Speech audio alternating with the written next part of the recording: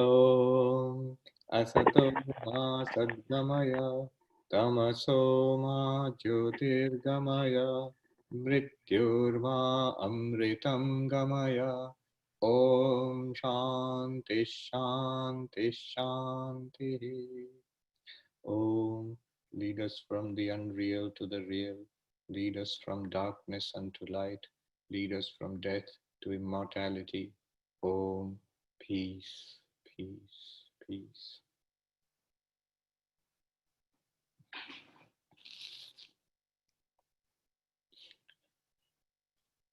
Before I start, there's something I remembered which I probably should have said at the very beginning of this session, of this whole um, workshop.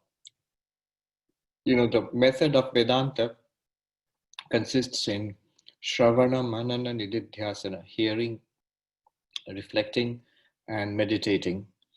So, about hearing, one Tibetan Buddhist teacher, they have the same methodology, by the way. In the Tibetan texts, you find what is the procedure for study and practice of Tibetan Buddhism. They say hearing, reasoning, and meditating. So, it's exactly the same procedure. So, about hearing, how do you hear? How do you study and especially hear Vedanta talks or spiritual talks? So, they have this saying, don't listen like an upside down pot, a leaky pot, and dirty pot. I think that's self-explanatory, but it's interesting. Upside down pot is, if an upside down pot and you pour water into it, it'll just flow up the sides. Nothing will accumulate in. So sometimes people listen, and at the end of it, there's nothing left, and nothing was taken in. Swami Ranganathanji used to tell this humorous story that when he was the head of the Vedanta Center, that is the Ramakrishna Mission Ashram in New Delhi, he would give regular Vedanta talks. So there's this lady who would come and attend and sit in the front row and attend all the talks very sincerely. One day, when the Swami was seeing off people, and this lady happened to pass in front of him, he asked, so did you like it? And the lady said with great enthusiasm, "Ha, bahut acha Swamiji, wonderful Swamiji. What did you like?" Probably he shouldn't have asked that. The answer he got was devastating. What did you like? And the lady said, "Wo kya pata badi badi Vedant ki baat." I don't know. With all these, a lot of big talks were there, Vedantic talks. I don't know why ask me. So that's the upside down pot. Nothing is accumulating. Don't listen like that. Don't listen like a leaky pot where things do accumulate, but after some time it's lost. So that happens because of lack of holding on, lack of retention. And the third one is a dirty pot. So whatever you put in the milk or water or what, it gets polluted by the dirt in the pot. So a dirty pot would be like listening with a skeptical mind, or that I already know, and I'm going to find fault with this, or with prejudices. So one should not, I thought I'd share that with you. One should not listen like an upside down pot, not like a leaky pot, not like a dirty pot. But probably I should have said that at the very beginning. Another thing that I should have said at the beginning is what I'm going to talk about today. We'll end this workshop with this. So you're talking about methods of strengthening the mind in non-dualist practice, Vedantic methods. So every Vedanta text that we study begins with, just a minute, I'll just keep track of the time. Okay. Every Vedanta text begins with a set of practices or preliminary qualifications. They are called sadhana chatushtai, the fourfold qualifications for practice, or fourfold practices, preliminary practices.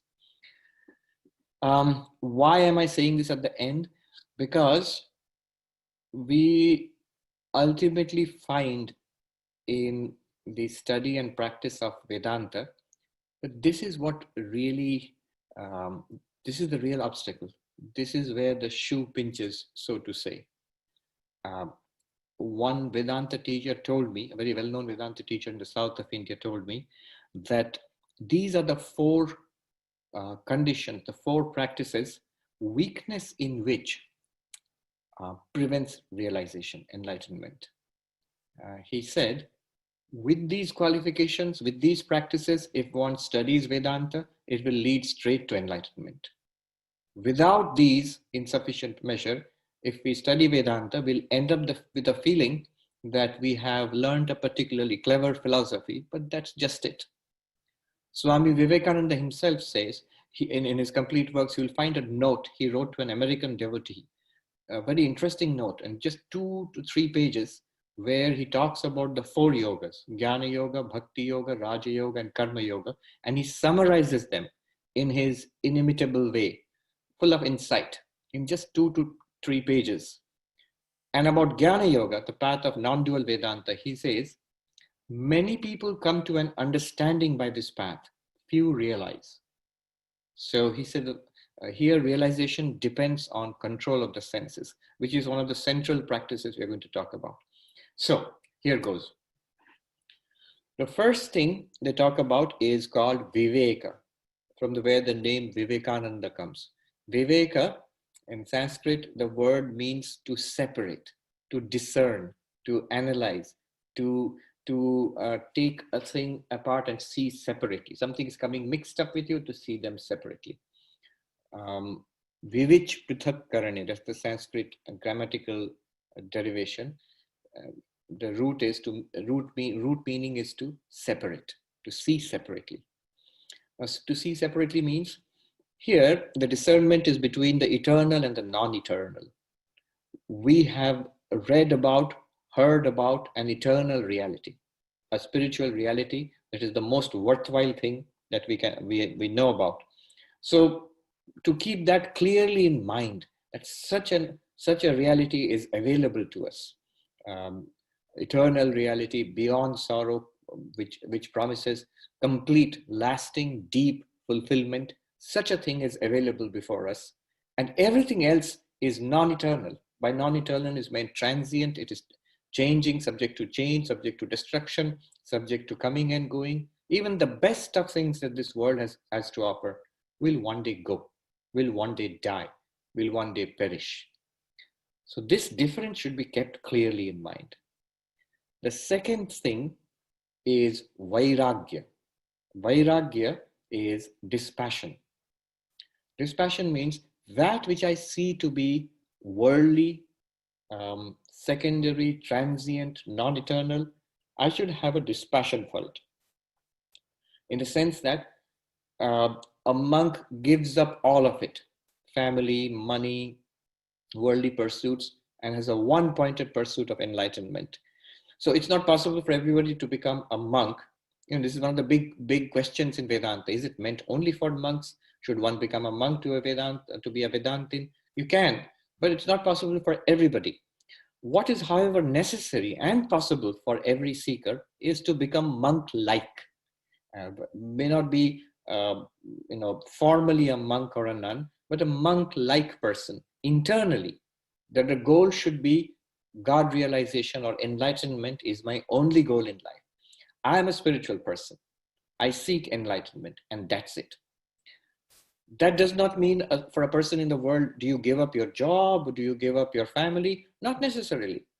But all of that becomes secondary or at the periphery.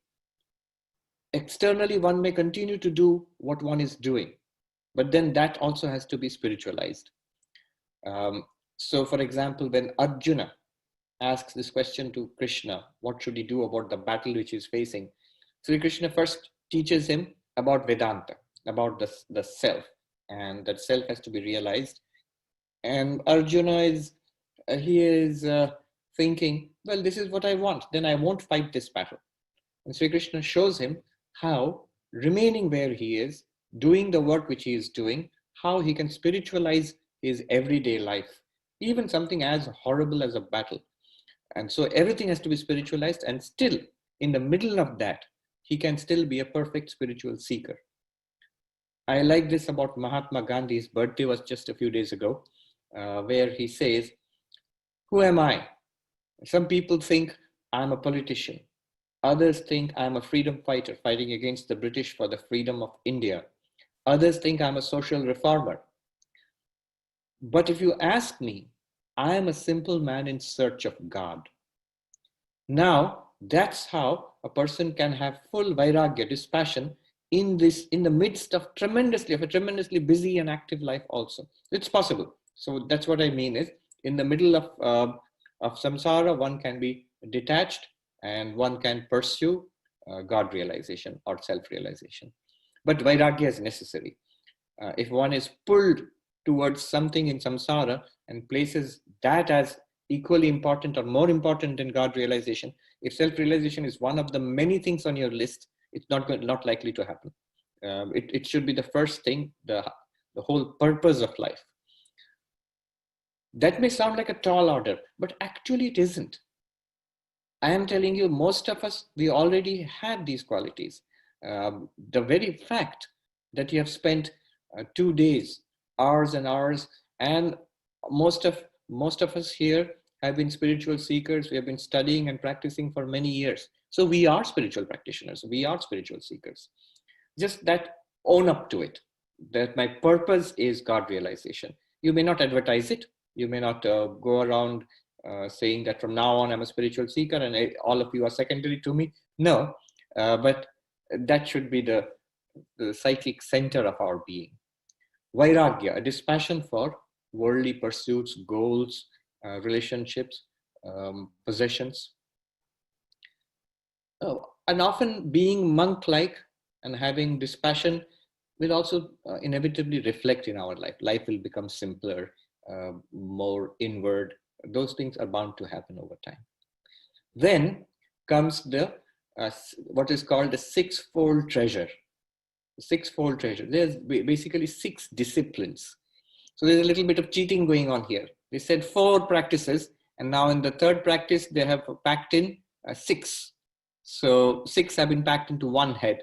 So you have a total of 9 now. So Viveka, Vairagya, and the 6 disciplines or 6 treasures. The 6 treasures, the 6 disciplines are Shama. Shama means serenity of mind. And not to get upset with what the world throws at us. Maybe our household situation or the job or personal health or finances or the political situation around. Whatever it is that is likely to disturb you, don't get disturbed by this. If you cannot maintain your serenity of mind, don't come into contact with it. Protect the serenity of your mind. Shama, but that is necessary for Vedantic study and Vedantic practice.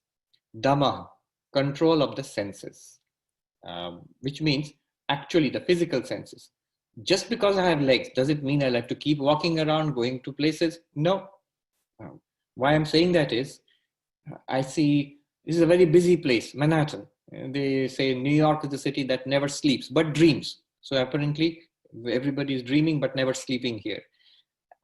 Luckily, because of the COVID situation, one unexpected benefit is people have cooled down a little bit.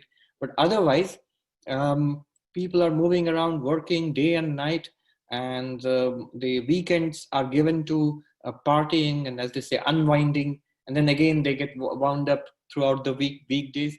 If we keep doing that, then there will be very little time, energy, and motivation left over for spiritual practice of any kind. Why just Vedanta? So Dhammaha, control of the external senses. Then Uparati. Rati means a tremendous engrossment, enjoyment of the world, especially sense pleasures. Uparati is just the reverse. To pull back from too much engagement with the world, too much partying, cut that down to the minimum or to 0 if possible, so that there's a lot of time and energy left over and the mind is not disturbed. The mind is not agitated or overexcited or stimulated. So Uparati. Once we have done these, we have a lot of time left, energy left. So the decks have been cleared for action. So the 4th practice is Samadhana. 4th, I mean, of the 6 treasures. The 4th one is Samadhana. 4th discipline is Samadhana. Samadhana means focus, settling down, meditation. Some of the commentaries say at this point, one must have already reached excellence in yogic meditation. One must be able to meditate very well already. So they're saying as if this is a preliminary required for Vedanta. To be a proper Vedantin, one must be a good meditator already. Samadhana. And then Titiksha. Titiksha is a spiritual fortitude, a spiritual toughness, that I shall bear trouble and suffering and yet not give up my spiritual practice. My daily study and reflection and meditation, I will continue to do that as much as possible. Doesn't matter what suffering the world throws at us. See, we undergo so much suffering. Persons in the world, to hold on to a job, to pursue a career, to raise a family, how much people put up with, how much physical suffering, how much patience, how much consistent effort over the years. So I think God realization is probably easier than that. So one must have some kind of toughness. Otherwise, what happens is, in times of trouble, the first thing that is sacrificed is spiritual practice. I don't feel well, so I won't get up too early in the morning. I have no time, so I'll sacrifice my meditation or study. No, that spiritual toughness must be there. Titiksha. And then the sixth one is this Shraddha. Shraddha is a faith in the teacher and the texts.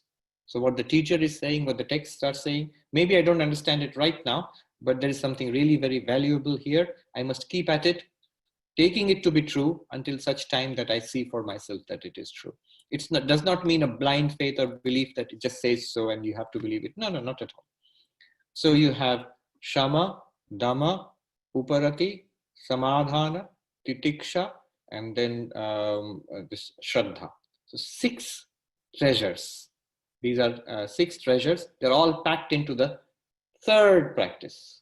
Sadhana Chatushtaya, Viveka, Vairagya, 6 treasures. Then the last one is Mumukshutvam.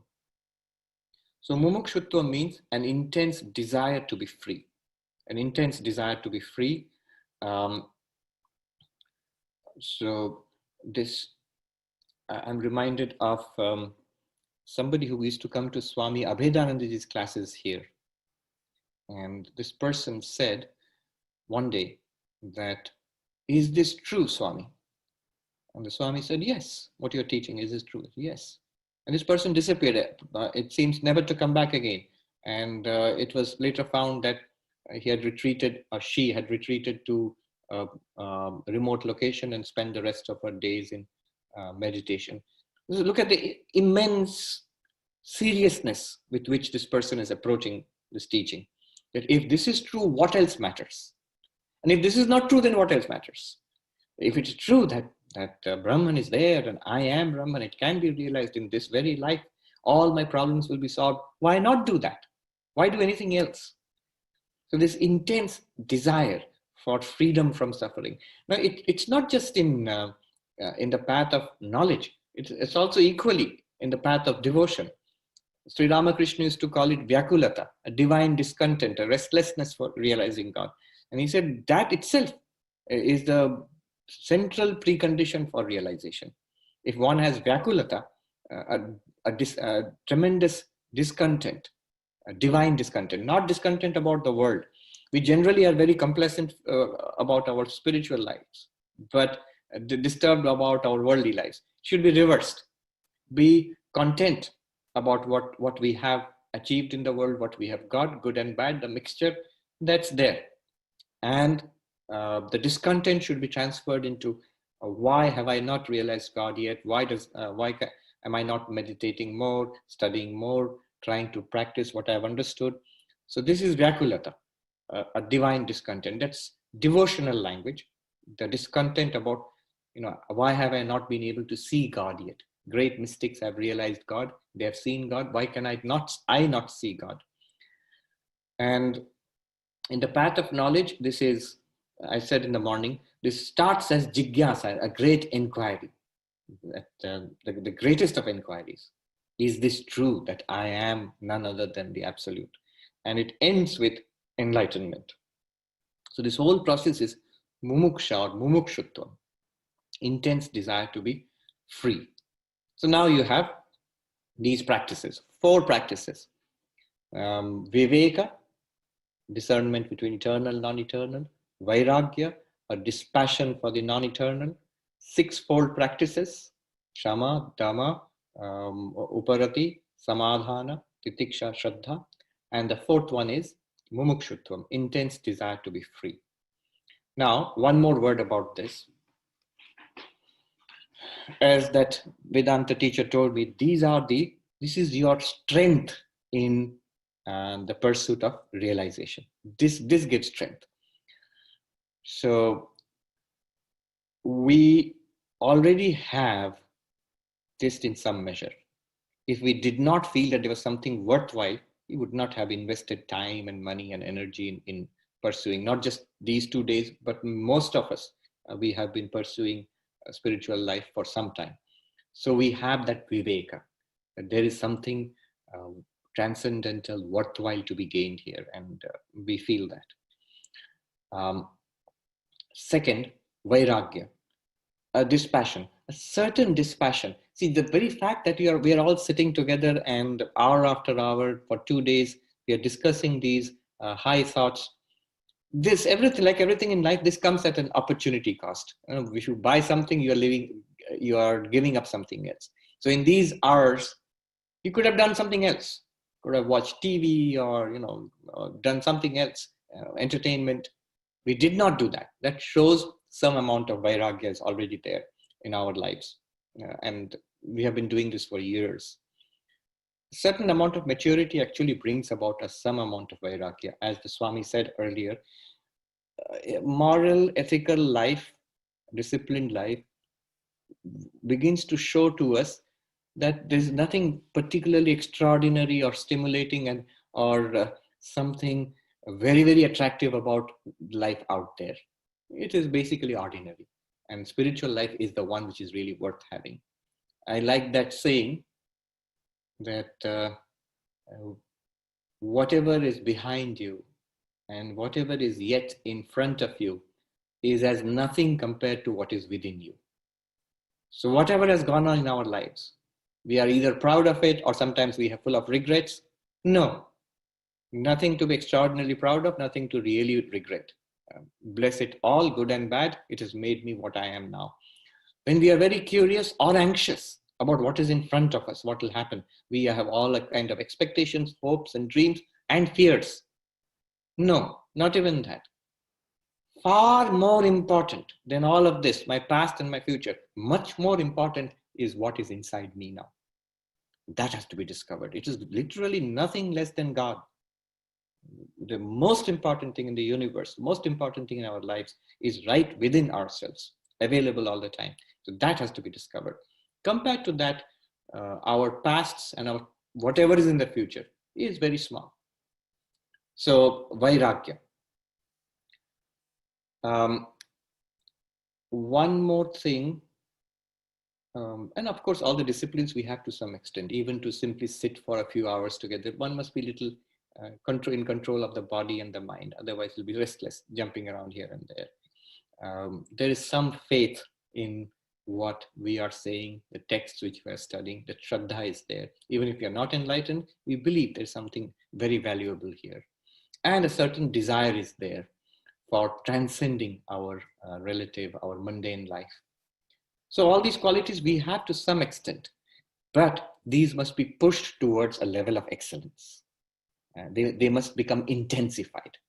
The viveka must be kept before the mind. Swami Vivekananda says that keep these high thoughts before your mind again and again. We have hypnotized ourselves into believing that we are small and we are petty. It's out of this smallness that all evil comes. So this process, it's not a process of hypnotization, it's a process of dehypnotization.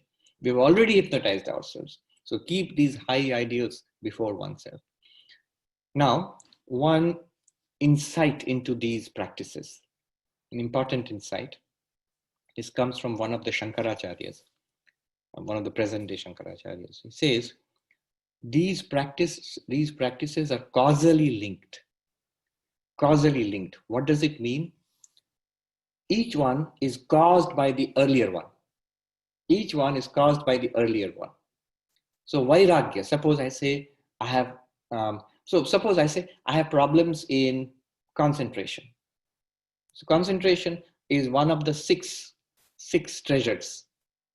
Now the 6 treasures are strengthened by vairagya. So we go back to the the causally prior one before the six treasures is the second one, Vairagya. See, the first one, Viveka. Second one, Vairagya. Six treasures, third one. If my weakness in the six treasures, I am not disciplined, my mind is not calm, I am not concentrated, or I don't have enough spiritual toughness. All of these, they are traced back to lack of Vairagya. Instead of trying to concentrate or trying to increase my spiritual toughness, increase the one before that, Vairagya, dispassion. If Vairagya is strong, the sixfold practices or treasures will become strong by themselves. I don't have dispassion.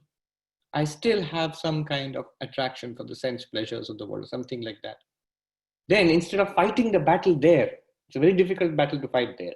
Go back to the root, the one before that. That is Viveka, the discernment between the eternal and the non-eternal.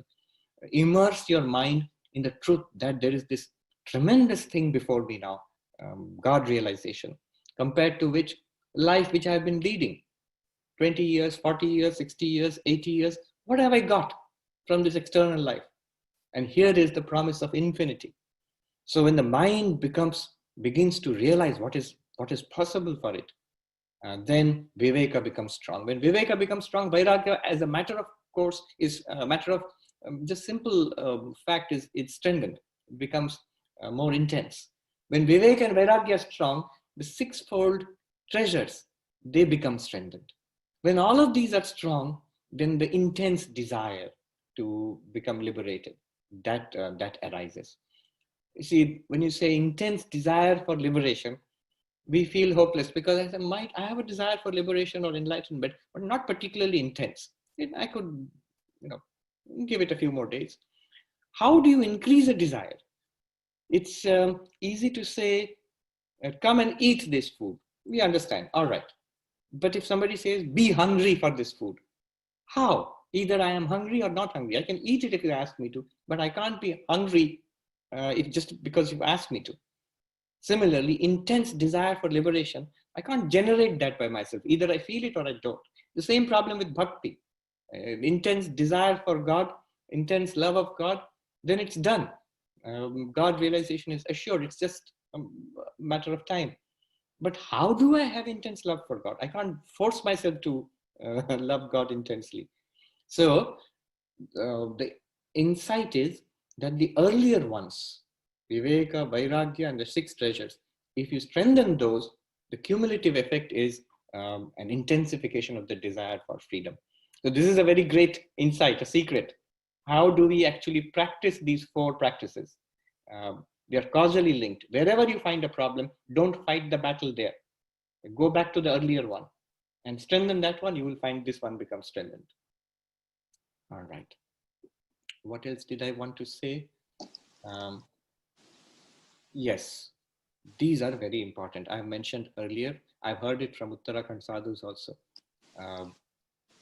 In a very great sadhu in Uttarakhand, in the Himalayas, discussion of Vedanta, and he said to a young monk, your grasp on Vedanta is strong. Aapka Vedanta par pakad hai. You have a grasp of Vedanta. But strengthen, he said, sadhan chatushtay drid hai Mahatma ji. Are you firm in your fourfold practices? Strengthen that, realization is guaranteed for you. You have understood Vedanta, but you go back to the preliminaries. They are the unglamorous foundation for Vedanta, but that foundation must be strengthened. Otherwise, it does not work. Okay, I think I'll stop here. All right. Swami Rupananda, would you like the first question? Okay, yes, just a simple question about the general topic, not about the things that you said, but if you could say a word about this also in the same topic. I heard long back when I was in training center that there was a tradition in North India when sadhus would see each other, pass each other or something, and instead of saying, hi, how you doing, or something like that, there was a tradition of saying, drishti sap hai, is your insight clear? And I only heard that once, though I traveled for a short time among traditional sadhus in North India, in Varanasi, in Kankal, Haridwar, Rishikesh, Uttarkashi, Gangotri, other places. I only heard it once, but I did hear it once. But I would like to hear you just comment on that idea of drishti saf hai. Is your sight clear? As in the context of strengthening the mind for the practice of Advaita. Correct, correct. That's a very inspiring way of greeting somebody. I have actually never heard that directly. I've heard another version of it. Darpan safe, is your mirror clear? Is your mirror clean? Or your mirror polished? And I found it in Swami Vivekananda's inspired talks. In the very beginning, he says, the only thing we can do is polish the mirror. A very cryptic saying, just a single line. The only thing we can really do is polish the mirror. So enlightenment comes by itself, it seems. Only thing we can do is polish the mirror. Yes. One questioner asks, yogi and jnani, they come to the same realization. You have said all paths, even Vedanta, only show a portion of the limitless reality, that the freedom gained is the core purpose. So the freedom of either path is considered equal. Does this mean that anyone can make up their own philosophy and practice, and as long as it is self-verified, freedom was attained, then it could be considered equal to Vedanta? I don't think so. I remember this interfaith, this question reminds me of an interfaith event I attended at Rutgers University. So there are speakers from different faiths. And the questions were interesting. One question especially has remained in my mind ever since. This young man, he said, I have this project of starting a religion myself. So I would like to learn from you. So he's there because he wants to start his own religion. So we all wish him good luck, of course. So I don't think one can set out to invent a religion for oneself. And why would you do that? The purpose is to become enlightened. The purpose is to become enlightened. So you set out on your path to become enlightened. You have a path, a devotional path, a yogic path, or a path of knowledge, or a mix or a synthesis of all of them. Swami Vivekananda, in fact, recommended a harmony of the four yogas, of knowledge and devotion and meditation and work. So he said this is the best synthesis or harmony of these four yogas. But yes, in a certain sense, the questionnaire is right. Swami Vivekananda also said that let there be as many sects in religion as possible. Each human being has his or her unique path to God realization. So even when we are part of the same religion or part of the same spiritual movement, for all serious practitioners, if you question them carefully, you will see each person has his or her own unique way of understanding the tradition and the parts of the tradition which he or she likes, and what he or she is putting into practice, what seems living to that person, what seems mechanical to that person. So we have our individuality, and that should be respected. Swami Vivekananda was all for individuality. He said, think your own thoughts. In one place, he says, I do not want that kind of religion where they're all like soldiers in a jail, all standing up, nodding their heads and turning around all at the same time to commands. Don't be like that. Be individuals and make your own path. So make your own path here means learn it, your own tradition, immerse yourself in your own tradition and practice. Inevitably, you will have your own uniqueness. Swami, is it okay to mix Patanjali's yoga and Shankara's jnana and mindfulness for daily practices? That is one of the questions we are supposed to reflect on at the end. In fact, I can see the question which is there for me: what can Vedanta practitioners utilize? Okay, that won't be a spoiler. There is another one here. Some say focusing on God realization is selfish when there is so much suffering in the world. Please address this.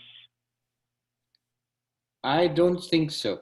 The direct answer for that is then go ahead and combat the suffering in the world, try to relieve the suffering in the world, and make it a spiritual practice. Karma yoga is basically that. I know this middle-aged monk, was a doctor who passed away just month ago, Deven Maharaj in Kashi. So I was reading about his life. For the last 20 years, he basically sacrificed his own life, day and night working for the poor people there in Benares. His clinic used to be flooded with patients. And in the evenings and nights, he would work on literacy programs for children and adults. And he spent his life like that for 20 years without rest, without proper food. And he died at the age of 60. Now, imagine, for him, it was a spiritual practice and a very powerful spiritual practice. And yet the entire practice was to combat, to fight against the sufferings of the world. So one can do that, certainly. Swami, do we have any examples of people who have reached the goal currently living? This seems so far off. Yes, we have. I'm not going to tell you who, but I don't know, but I think myself that I have met at least a few. I'm very conservative about enlightenment, God realization. I think I've met many who are spiritually advanced, but if you ask me, did you meet anybody who was enlightened? I think I met 4 or 5 who were actually enlightened. And that's my judgment, my sort of understanding. So it is certainly possible. It is possible at all times, and we must do it. Let me share here an interesting incident which happened last year at Harvard in the philosophy department. There was this formidably intellectual professor at Harvard who asked me, how many people attain enlightenment? Very few in each generation. Wouldn't you agree? I said, I suppose so. Then, statistically speaking, it's more or less impossible for most of us to attain enlightenment. So why? My question is, why should you at all try? Why should you even walk on a path where success seems very minimal? That was his question to me. I gave him 2 answers, and he himself provided me with a third answer, but a beautiful third answer. So if enlightenment is so rare, and your goal is enlightenment, then this path seems to be destined for disappointment and failure. Why walk on this path at all? So the 2 answers I gave, I'll tell you, and the third one which he shared, which is also very wonderful. The 2 answers I gave, why should one try to become enlightened? One is, everybody will be enlightened. In Vedanta, we know that this lifetime or the next lifetime, ultimately it is our own inner reality. What can prevent it? It cannot be prevented. What prevents it is our own struggles and resistance, our own foolishness. So how long are we going to struggle against enlightenment? We are going to be enlightened in this life, hopefully, if not in the next life. So that's one answer. And everybody is going to be enlightened. Sri Ramakrishna used to say in Kashi, in Benares, in the land of Mother Annapurna, everybody will be fed. Everybody gets food. Some get it in the morning, some in the afternoon, some have to wait till late evening, but everybody gets fed. So in the same way. The second answer I gave was, what else are you going to do? Once you begin to understand what is at stake here, what is the purpose of this life, spiritual life, even if I do not get enlightenment in this life, what else is there to do? Nothing compares with this. Nothing is meaningful in comparison with this search for God realization. So you have to be, once you understand what spirituality is about, one must pursue this path, whether you are a monk or a householder, whatever. So you have to pursue this path. Then he gave me a third answer, the professor. He said the 2 answers you gave are good, but they're kind of theoretical, abstract. I'll give you a practical answer. Why should one walk on the path of enlightenment? He said, because once you start walking on this path, the benefits that one gets, the peace of mind, the accumulated strength, the idea of a purposeful, meaningful life. And it is so clear, after some time, you would not want to give it up. No matter when enlightenment will come, when moksha or nirvana will come, you will not want to give it up. One young man went to Swami Shivananda, who was the president of our order in the 1920s. He had just become a monk. And he said that I've spent a few years in the monastery and nothing is happening. I was grumbling about no lack of spiritual progress. And Swami Shivananda said, go back, then go back. Very straight away, go back to wherever you came from. And this young monk was stunned. He said, no, I cannot do that. So the life which you spent years and years in the world with your parents and as a student, that life is entirely unacceptable to you just after a few years in the monastery. which means, do you think this is any little progress? This is a tremendous progress. So yes, so these are the three answers. Why should one walk on the path of enlightenment, God realization? The next question involves two parts. Is it a good idea to combine different types of meditations, or should we stick to what the Guru instructed? And another person writing, do you need a Guru to reach enlightenment? One should clearly stick to what the Guru has instructed. If you like to do some other practice, do it, as the saying goes, on your own time. The time given to the practice given by the Guru is God's time. You have dedicated it to that. So I always say, and there's a computer term for it, create a firewall around it. So the spiritual practices that Guru has taught, create a firewall around it. No matter what we read, the latest book we read, don't tamper with the practices given by the Guru. Those are sacrosanct. Whatever we read and study and the practices we do at other times, they will go to enrich our spiritual practices, no doubt. They are not separate. But the exact practice, the mantra and the technique given by the Guru, that should be kept sacrosanct. Let's see. There's another question coming. I find it difficult to completely submit to the concept of God. Can I still successfully practice Vedanta and yoga? Yes, yes. Though Advaita Vedanta has a component of the theistic God, but remember, the entire practice starts with oneself, an inquiry into oneself. You can start that straight away. And in yoga also, the entire practice of Ashtanga Yoga, there is no reference to God. God plays a kind of marginal role, a role of a guru and helper in Patanjali Yoga also. Sankhya does not mention God at all, at least the kind of Sankhya that we have available now. So there are entire phases of Indian philosophy where God does not enter the picture. But I would say that if one has even a little bit of faith in God, you are blessed. Take it as a working hypothesis, supposing some such power exists. So we can make a beginning. Very good. Swami, this last question is more philosophical, and it may take more time than what you have, but can you explain the differences between Kashmir Shaivism and Tantra and Vedanta and Yoga? Can you give basic similarities and differences? That's huge. I know it's huge. Kashmiri Shaivism itself is a enormously sophisticated, ancient, Ayan Maharaj calls it a Baroque philosophy. So very intricately worked out philosophy. And there are many, many differences. In fact, I'll show you one book very quickly.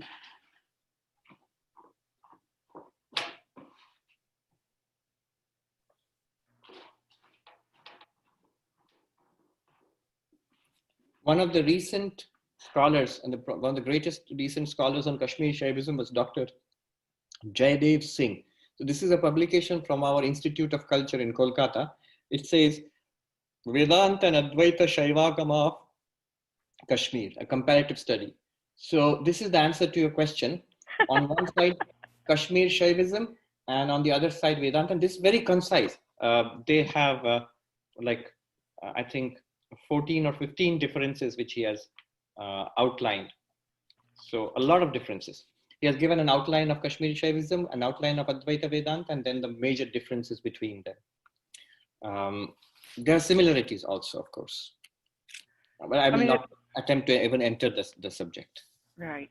We have some very basic questions here, practical questions. How important is sobriety for a spiritual life? Is taking alcohol, cigarettes, or other substances compatible with wanting to meditate and progress spiritually? I think if one goes to the extent of being intoxicated, then it's of course difficult to do any kind of cognitive work, let alone meditation or Vedantic study.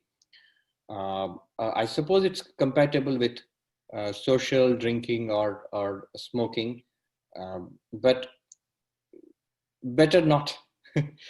I remember this funny story. I don't know how true it is.